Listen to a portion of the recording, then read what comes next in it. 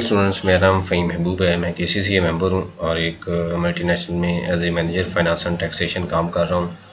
आज का जो लेक्चर है इसमें जो कुछ कॉन्सेप्ट है, काफ़ी स्टूडेंट्स के क्वेश्चन भी आए थे कि हमें जो नोटिस के रिप्लाई हैं और जो अपील का प्रोसेस है उसका थोड़ा ब्रीफ किया जाए।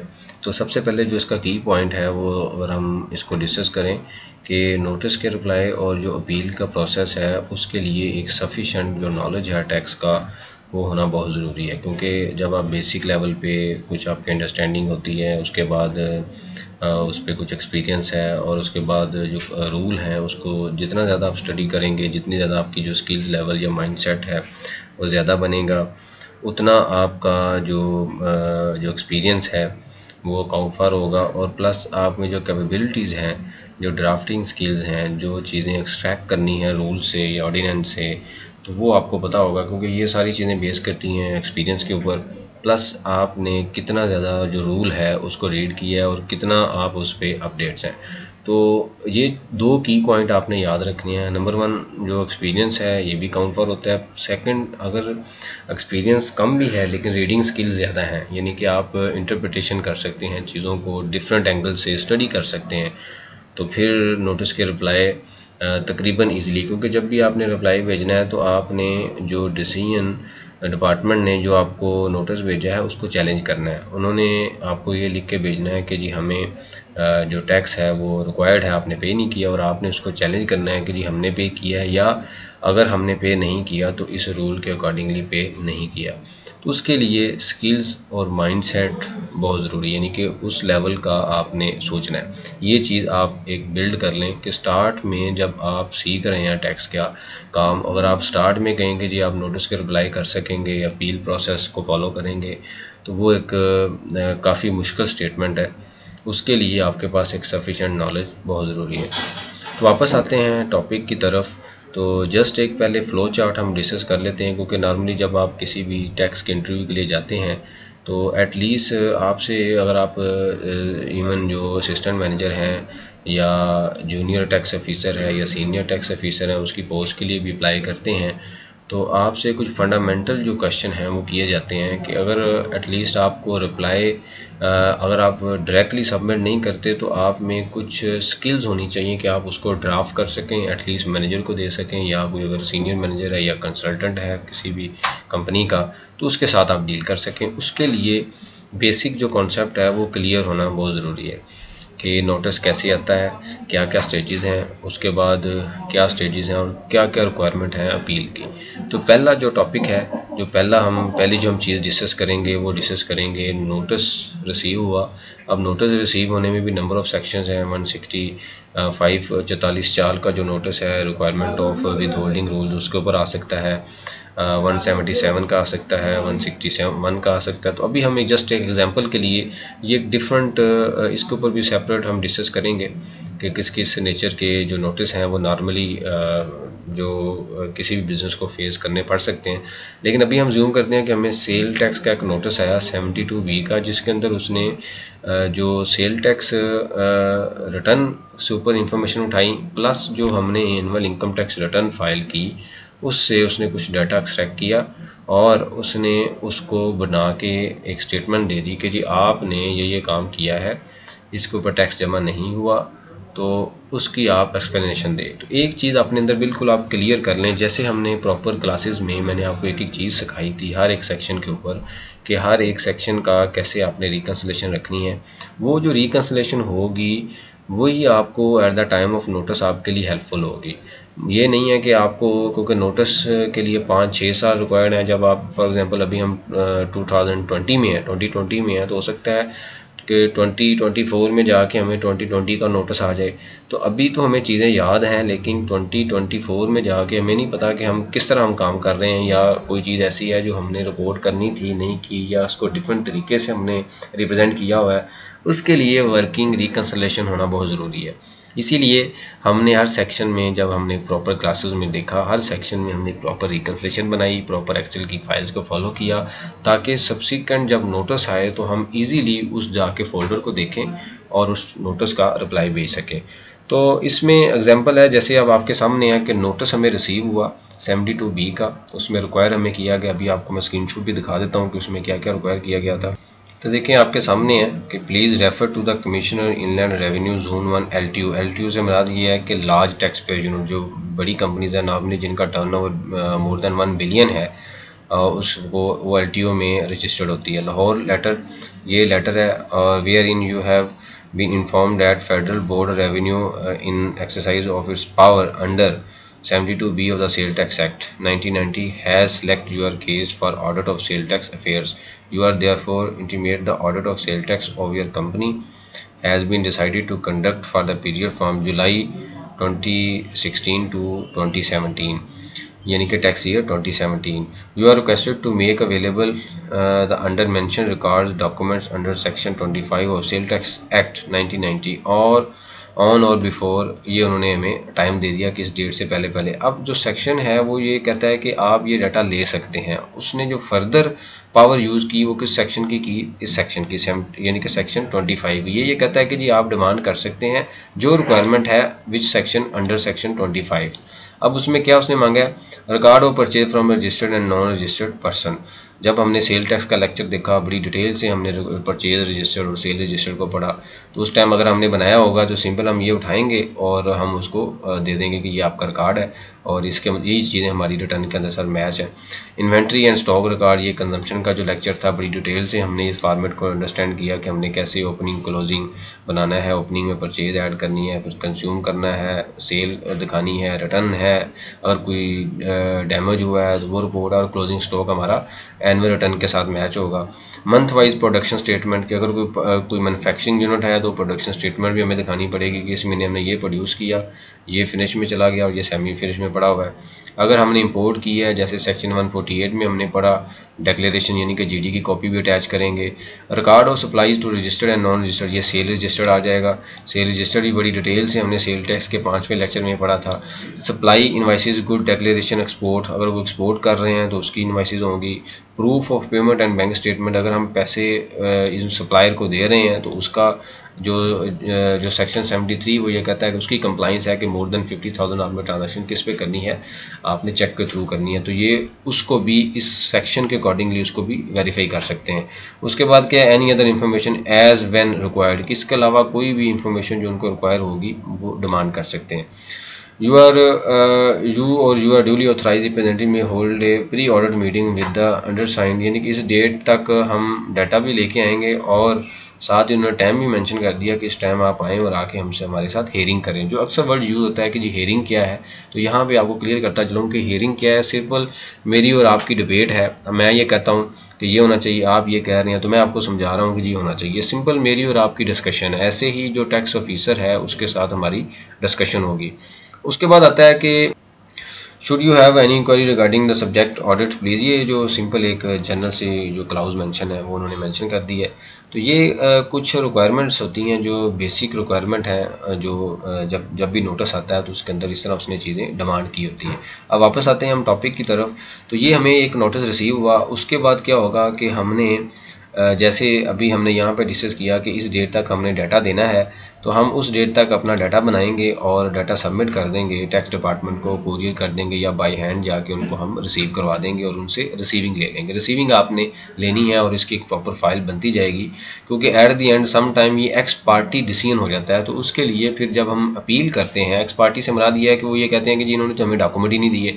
अब टैक्स वालों के पास एक क्लाइंट नहीं है, उनके पास मल्टीपल क्लाइंट्स हैं। अगर वो डॉक्यूमेंट कहीं सबमिट आपने किए हैं उन तक नहीं पहुँचे या जो कोरियर वाला है उसने नहीं पहुँचाए, तो उस वजह से इशू आ सकता है, प्रॉब्लम फेस आप कर सकते हैं और वो डिसीजन एक्स पार्टी हो सकता है। तो इसीलिए मैं ये सजेस्ट करता हूँ कि अगर तो आप किसी करीब आपके एक ही सिटी में ऑफिस है और उसी सिटी में आपका भी ऑफिस है टैक्स वाला, तो आप राइडर को या खुद जाके करेंगे तो एक डिपार्टमेंट का एक्सपीरियंस भी आता है, उसकी डीलिंग भी आती है, वो भी बेहतर है। वो खुद भी आप जा सकते हैं। लेकिन अगर सिर्फ डाटा सबमिट करना है तो आप राइडर को भेज के सबमिट करवाएं उस ऑफिसर को और उनसे रिसीविंग भी लें और प्रॉपर एक फ़ाइल बनाएं, ताकि अगर फ्यूचर में कोई वन पार्टी डिसीजन हो तो आप दिखा सकें कि जी हमने तो डाटा दिया था लेकिन इन्होंने कहीं गुम किया है जिसकी वजह से डिसीजन सही नहीं हुआ और उसको हम चैलेंज करते हैं। तो प्रॉपर रिकॉर्ड रखना बहुत ज़रूरी है। ये स्टेप है जिसको आपने फॉलो करना है और ये प्रैक्टिकल स्टेप है जो काफ़ी एक्सपीरियंस के बाद चीज़ें समझ आती हैं।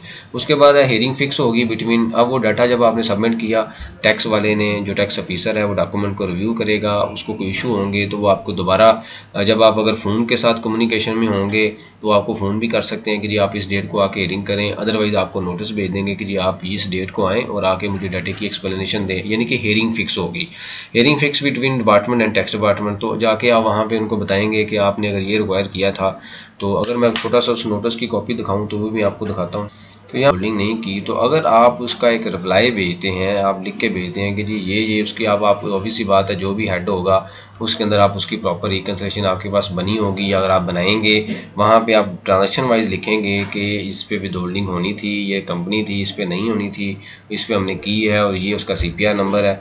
तो प्रॉपर आप इनको एक रिकॉर्ड बना के देंगे। अगर उनको समझ नहीं आती तो फिर इसको डिस्कस करने के लिए आप हेयरिंग पे जाएंगे और उनको फेस टू फेस क्लियर करेंगे कि ये पॉइंट था, इस तरह हुआ और ये हमने किया। अगर तो आप में जो कन्विंसिंग पावर है, आप उसको अपने आप को डिफेंड कर सकते हैं, उसको कन्विंस कर सकते हैं, तो ये एक बड़ी अच्छी बात है और ये पावर आपने पैदा करनी है। अगर आपने नोटिस के रिप्लाई या हेयरिंग करनी है तो ये आपके अंदर पावर होनी चाहिए। उसके लिए फिर आपको एक एक्सपीरियंस और एक ख़ास तरह का जो एक ख़ास लेवल का माइंड सेट है वो आपका होना चाहिए, क्योंकि आप जब एक डिफरेंट स्टेज पे काम करेंगे तो फिर आपका जो नॉलेज है, जो कि आप एक सीनियर ऑफिसर के साथ डिस्कस कर रहे हैं, तो नॉलेज भी उस लेवल का होना चाहिए। उसके बाद उसने जो पॉइंट नंबर 9 है वो उसने डिस्कस किया है कि जी आपने non with holding of sale tax on advertisement services in violation of sale tax with holding rule. ये भी उसने एडवर्टाइजमेंट के हेड को पकड़ लिया है कि आपने विदहेल्ड नहीं किया, लिहाजा अगर आपने विदहेल्ड किया है तो अब असल में वो इतनी रिकन्सिलेशन नहीं करते, ये नोटिस आपको सिंपल भेजते हैं तो आपने रिकन्सिलेशन खुद करनी है। अब आपको मेरे हाल में अंडरस्टैंडिंग आपकी बिल्ड होगी कि टैक्स के काम का 2, 4, 5 साल बाद जो उसके कॉन्सिक्वेंसेस है वो सामने आते हैं। जब आप काम कर रहे होते हैं, चाहे आप गलत कर रहे हैं सही कर रहे हैं, उस टाइम तो आपको अंदाज़ा नहीं होगा, लेकिन कुछ टाइम के बाद आपको पता चलेगा कि ये चीज़ आपने गलत की थी। इसीलिए यहाँ पे आपने स्टक नहीं होना। अगर आप एक काम कर रहे हैं तो उसको बार बार स्टडी करें कि अगर एक बार गलत हुआ है ताकि दूसरी बार सही हो जाए। मिसाल के तौर पे आपकी लर्निंग जो अब जब आपने काम स्टार्ट किया या जब आपने जॉब स्टार्ट की तो आपकी लर्निंग एक डिफरेंट लेवल पे थी, लेकिन 1 महीने के बाद 2 महीने के बाद आपका लर्निंग कर्व इम्प्रूव हो गया। तो आप अपने काम को, एग्जिस्टिंग काम को रिव्यू करें कि कहाँ पे चेंजेस की ज़रूरत है, कहाँ पे फाइल को अपडेट करने की ज़रूरत है, कहाँ पे ओपिनियन लेने की ज़रूरत है, उसको स्टडी करें। उसके बाद आप उसको रिव्यू करने के बाद उसको चेंज करें, एक नया स्टैंडर्ड, नया बेंचमार्क सेट करें ताकि अगर गलती हुई है तो आप टाइमली उसको पकड़ सकें। उसके बाद जो अगला पॉइंट उसने डिस्कस किया है कि sale tax not paid on sales of fix assets, कि जी फिक्स एसेट की जो सेल थी उसके ऊपर आपने सेल टैक्स पे नहीं किया, तो इसके ऊपर प्रॉपर जस्टिफिकेशन होगी। अब इसके बाद जो अगला लेक्चर है उसमें हम देखेंगे कि जो डिपार्टमेंट ने ऑर्डर पास किया, यानी कि हमने रिप्लाई भेजा वापस, अगर हम उसी फ्लो चार्ट पे हैं तो हम पहले ये डिस्कस कर लेते हैं कि हमने हेयरिंग फिक्स की। हेयरिंग फिक्स करने के बाद भी कुछ ऐसी चीज़ें थीं जो उसको क्लियर नहीं हुई, तो फिर उसने शो का नोटिस आपको शेयर कर देना डिपार्टमेंट ने। अगर हम सेटिस्फैक्ट्री हमारा रिस्पांस नहीं है, वो हमें दोबारा एक चांस देगा कि आप आएँ, अपना रिप्लाई सबमिट करें, हेयरिंग फिक्स करें। और बिफोर ये एक ऑर्डर इशू करने से पहले, फाइनल ऑर्डर इशू करने से पहले एक रिमाइंडर बेसिकली दिया जाता है टैक्स पेयर को कि भाई आपको शोकेस नोटिस इशू हो गया है, आप आके इसको अपनी जो भी हमारी क्वेरीज हैं इसको रिजॉल्व करें, वरना हम ऑर्डर पास कर देंगे। उसके बाद क्या होगा कि अगेन हेयरिंग फिक्स हो जाएगी टैक्स पेयर में और डिपार्टमेंट में, और अगर तो सेटिस्फैक्ट्री पॉइंट क्लियर हो गए तो फिर ठीक है, अच्छी बात है। अगर नहीं होंगे तो फिर क्या होगा, जो पॉइंट बच जाएंगे उसके ऊपर डिपार्टमेंट एक ऑर्डर पास कर देगा। उस ऑर्डर को अगर मैं आपको दिखाऊं तो ये देखें, ये आपके सामने है। ये उसने कहा कि जी रीजनल नंबर ये था, और उसके बाद ये कमिश्नर का नाम था जो भी ऑफिसर था। उसके बाद ये हेयरिंग हुई, डिटेक्टिंग एजेंसी ये जो ऑर्डर कर रहा था, date of hearing, date of judgement, respondent कौन था, मिस्टर फ़हीम महबूब, जो भी वहाँ पे मैंने डेजिग्नेशन जो भी रिप्रेजेंट कर रहा है वो है। ये एक केस था एक क्लाइंट का, इस वजह से मैं यहाँ पे रिप्रेजेंट कर रहा हूँ। और उसके बाद है अपील। अच्छा, अब उसके साथ इन्होंने पहला मेंशन कर दिया कि जी अब जो अगला वैसे लेक्चर है उसमें हम अपील डिस्कस करेंगे, लेकिन छोटा सा पॉइंट यहाँ पे मैं क्लियर कर दूँ कि ये जब डिपार्टमेंट ने जो सबसे पहले नोटिस भेजा, नोटिस का रिप्लाई गया, रिप्लाई के बाद हियरिंग फिक्स हुई, हियरिंग के बाद दोबारा अगर कोई पॉइंट क्लियर नहीं हुए तो शोकॉज नोटिस भेज दिया गया, उसके बाद दोबारा फिर पॉइंट हियरिंग हुई और पॉइंट नहीं क्लियर हुए, जो रिमेनिंग पॉइंट होंगे उसकी बेस पे फाइनल ऑर्डर हो जाएगा कि आपने इतनी अमाउंट पे करनी है। उसके बाद क्या होता है कि जैसे ही वो ऑर्डर भेजेंगे तो ये ऑर्डर है, ये ऑर्डर आपके सामने एक ऑर्डर ओपन है, उसमें साथ ही वो पहला पॉइंट मेंशन कर देंगे कि जी अगर आपने अपील करनी है तो आप within 30 days of receipt of this order under section 45B of sale tax आप इसको अपील में ले जा सकते हैं। मतलब जो डिसीजन उन्होंने किया है वो आपका पॉइंट नहीं समझे, अब आप ये चाह रहे हैं कि अब हमने कमिश्नर अपील के पास जाना है। ये ऐसे ही है जैसे हाई कोर्ट है, सुप्रीम कोर्ट है कि एक कोर्ट ने फैसला दिया और वो आपका डिसीजन नहीं समझ सके या आपकी जो रिस्पॉन्स है, आपके जो कमेंट्स हैं उसको अंडरस्टैंड नहीं कर सके किसी भी वजह से, वट एवर जो भी रीज़न है, तो आप उसको दूसरी कोर्ट में चैलेंज कर सकते हैं। इसी तरह टैक्स में दो डिपार्टमेंट है, एक जो आपसे डायरेक्ट डिपार्टमेंट जो आपके डायरेक्ट डीलिंग कर रहा है जिसमें आपका नोटिस के रिप्लाई भेजे हैं, ऑर्डर भेजे हैं, उसके बाद एक उनको असेस करने के लिए, उनको सुनने के लिए एक कमिश्नर अपील बैठा हुआ है जिसको आप डायरेक्टली रिस्पांस दे सकते हैं, अपील कर सकते हैं कि जी हमारा ये संस्थान था। अगले लेक्चर में हम वो भी डिस्कस करेंगे कि ऑर्डर आने के बाद हमने वो अपील प्रोसेस कैसे बनाया कि हमारा ये संस्थान था और हमने इस तरह उनको क्लियर करने की कोशिश की है लेकिन वो लोग नहीं समझे या डिपार्टमेंट नहीं समझा। तो अगर तो कमिश्नर अपील को आपने कन्विंस कर लिया तो ऑर्डर आपके हक में हो सकता है। ठीक है, उसके बाद आता है कि जी तो यहाँ पे आप देखें तो brief fact of the showcase notice MS ABC company having national, ये उसने लिखा हुआ सिलेक्टेड, ये ब्रीफ एक लिख रहे हैं, और एबीसी लाहौर व इनिशिएटिव वाइड इंफॉर्मेशन लेटर, ये जो भी प्राइमरी इंफॉर्मेशन थी वो मेंशन की। अब जो फाइनल कंक्लूजन उसने मेंशन करनी है वो कि ये जो चीज़ें ऑर्डर के अंदर मेंशन करेगा कि ये जो चीज़ें थी ये क्लियर होनी चाहिए थी लेकिन इस कंपनी ने क्लियर नहीं की, लिहाजा हमारे मुताबिक इसकी असेसमेंट बनती है। जैसे ये आ रहा है non payment of sale tax on sale of water dispenser. अब हमने एक सेक्शन जो सेल टैक्स का पहला लेक्चर था उसमें हमने एक्स्ट्रा टैक्स की कुछ चीज़ें पढ़ी थी। अभी तो इस बजट में रूल एलिमिनेट हो चुके हैं जो नया अभी जो करंट बजट है, लेकिन उसमें यह था कि वहाँ पे वर्ड यूज़ हुआ था हाउस होल्ड आइटम्स, यानी कि जो स्पेशल प्रोसीजर थे सेल टैक्स उसके अंदर वर्ड यूज़ हुआ था हाउस होल्ड आइटम कि उसके ऊपर एक्स्ट्रा टैक्स हमने चार्ज करना है या जो मैन्युफैक्चरर वो चार्ज करेगा और सब्सिक्वेंटली जितनी भी सप्लाई होगी वो सारी क्या होगी, एग्जम्प्ट होगी। तो उसमें उसने वर्ड यूज़ किया TV, ref, AC and house hold.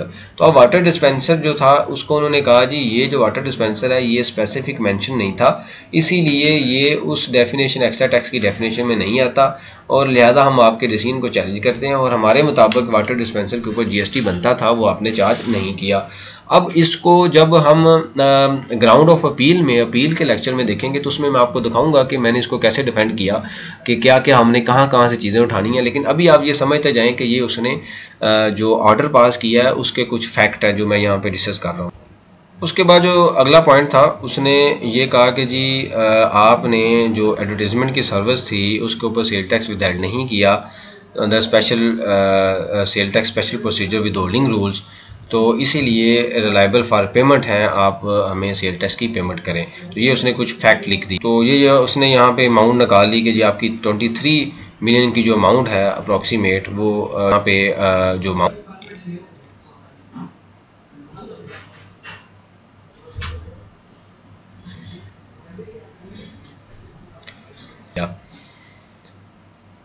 तो कुछ चीज़ें अच्छा इसको हम दोबारा अगर हम कंक्लूड करें इसी लेक्चर्स को, तो जैसे अभी हमने ये डिस्कस किया कि उसने एंड पे जो हमें समरी दे दी, तो ये फिक्स एसेट के ऊपर उसने डिस्कशन कर ली, फिर एंड पे उसने समरी दे दी कि जी वाटर डिस्पेंसर के ऊपर ये टैक्स बनता है, सेल टैक्स के ऊपर जो सर्विसेज के ऊपर वो एडवर्टाइजमेंट के ऊपर इतना टैक्स है और फिक्स एसेट के डिस्पोजल के ऊपर ये टैक्स है। तो टोटल उसने 36 मिलियन का एक सरचार्ज बना दिया। अब वापस हम टॉपिक की तरफ आते हैं कि स्टार्ट में नोटिस रिसीव हुआ, हियरिंग फिक्स हुई, शोकेस नोटिस आया, ऑर्डर रिसीव हुआ, ये भी हमने ऑर्डर की कॉपी जो थी वो अभी रीड की। तो इसमें इसको अगर हम कंक्लूड करें तो कंक्लूजन इसकी यही है कि नोटिस के रिप्लाई से पहले आपने मेक श्योर करना है कि जो भी चीज़ आप रिटर्न दे रहे हैं फ्यूचर में आपकी वही चीज़ आपके अगेंस्ट चैलेंज हो सकती है। तो इसीलिए जब भी रिप्लाई भेजना है तो उसको सोच समझ के, सम टाइम जब आप रूल को या कानून को स्टडी कर रहे होते हैं तो आपका एक माइंडसेट होता है कि ये चीज़ में ओके है, लेकिन उसके against some time rule SRO आ चुके होते हैं, रूल अमेंड हो चुका होता है। तो इसलिए प्रॉपर जो स्टडी है वो बहुत ज़रूरी है, होमवर्क पूरा आपने रखना है, एक ख़ास लेवल का माइंडसेट आपका होना चाहिए। और इसके बाद जिन प्रॉपर क्लासेस में हमने काफ़ी चीज़ें ये डिस्कस की थी कि हर सेक्शन में हमने डिटेल से स्टडी किया। तो जब आप इस एक्सपीरियंस के साथ साथ स्किल्स आपकी इम्प्रूव होंगी तो साथ साथ आप ये जो रिप्लाई हैं ये भी कर सकेंगे।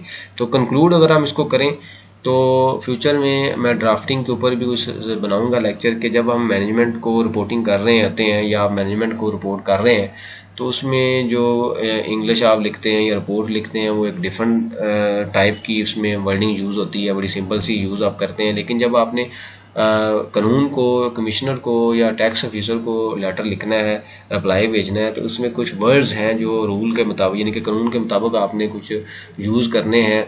जैसे हम ऑडिट में अप्रोप्रिएट, सफिशिएंट अप्रोप्रिएट या एनालिटिकल स्किल्स के वर्ड कुछ होते हैं, इसी तरह इसमें भी चंद वर्ड हैं। फ्यूचर में मैं कोशिश करूँगा इसके ऊपर भी एक ड्राफ्टिंग के ऊपर भी एक लेक्चर बनाऊँ, तो वो आपने चंद एक वर्ड हैं वो यूज़ करने हैं। उससे ये होता है कि जब आप दे रहे हो कोई भी इंफॉर्मेशन तो वहाँ से ही असेस कर लिया जाता है। सम टाइम अगर ऑफिसर कोई इंटेलिजेंट है वहाँ से ही असेस कर लेगा कि इन्होंने ये डाटा या जो भी वहाँ पे रिपोर्ट कर रहा है उसका लेवल क्या है। तो इसीलिए आपने कोई वीकनेस नहीं छोड़नी नोटिस अप्लाई करते हुए। तो अगला जो इंशाल्लाह लेक्चर होगा उसमें हम अपील का जो प्रोसेस है इसी ऑर्डर को फॉलो करेंगे, और जो अपील का प्रोसेस है उसको डिटेल के साथ डिस्कस करेंगे कि ऑर्डर आने के बाद हमने अपील कैसे करनी है, क्या क्या डॉक्यूमेंट की रिक्वायरमेंट है अपील के लिए, और कहाँ कहाँ पे और कैसे और किस डेट पे हमने अपील के जो डॉक्यूमेंट हैं वो सबमिट करने हैं। अगर आपने प्रॉपर क्लासेस लेनी है तो नीचे नंबर मेंशन है, उस पर कॉल या व्हाट्सएप आप कर सकते हैं। चैनल को सब्सक्राइब करें, लाइक करें और ज़्यादा से ज़्यादा शेयर करें। जज़ाकल्लाह, थैंक यू।